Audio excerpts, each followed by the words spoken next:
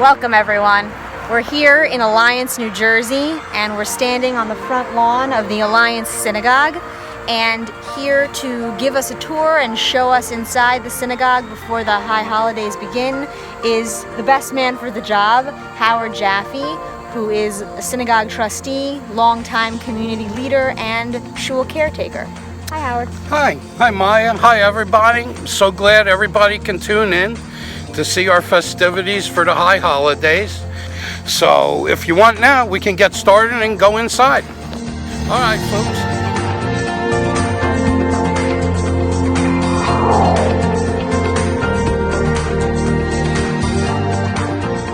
So Howard, just walking in here, can you just start by telling us a little bit about how long ago was this building built, and who were the people who originally built it? Back when the synagogue was first built, there was the families of Alliance all were doing farming. They had come from different parts of the world.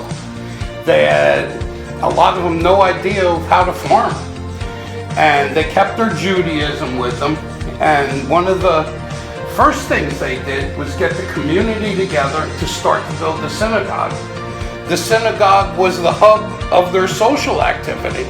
So it wasn't only for religious reasons, but it was also a place where everybody can come. They would celebrate birthdays together, many different things than just the Jewish holidays. What are the oldest pieces that we know are kind of from those original colonists? Everything in this area that's the actual structure of the building is all original. The art is the original art, and even the Torahs inside are original Torahs that they brought over from Europe.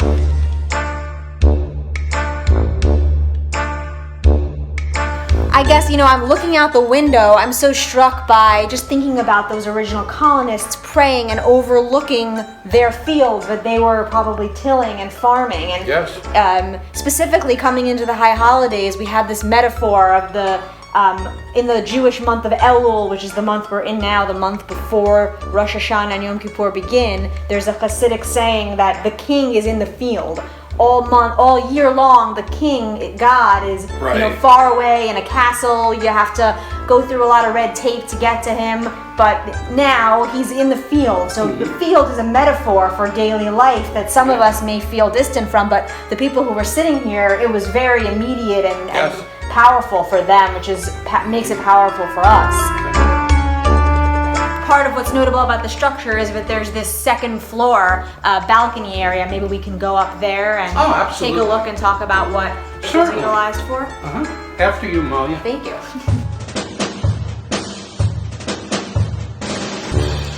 So Howard, what was this space utilized for? The synagogue is basically, it's made on the old Eastern European design. In Orthodoxy, the women are separated from the men. So in the beginning, this was an Orthodox synagogue, not super Orthodox, but keeping to the old ways. The upstairs were always used for the women. So the men would be downstairs praying, and the women would be upstairs, so there would be that separation. I know that there's a little known third floor here as well, behind this door here. I'm wondering if we could take a little look up there. Oh, absolutely. We can definitely go up there. It is a surprise feature of the synagogue. Great, let's do it.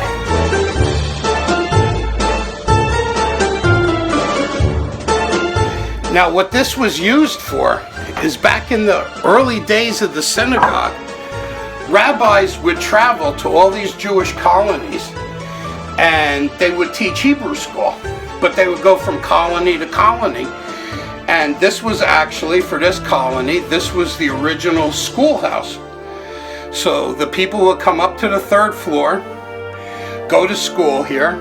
The rabbi would actually sleep here. He had sleeping quarters. Wow. And the people of the community, as many people would come through and visit these communities. I mean, some of the famous people were Imber. He was the one that wrote Hatikva. He had come here to the colony. Many people from the Moshava movement in Israel All right, well, let's head back downstairs. Yeah, it is rather warm here. Just watch your step line. Thank you.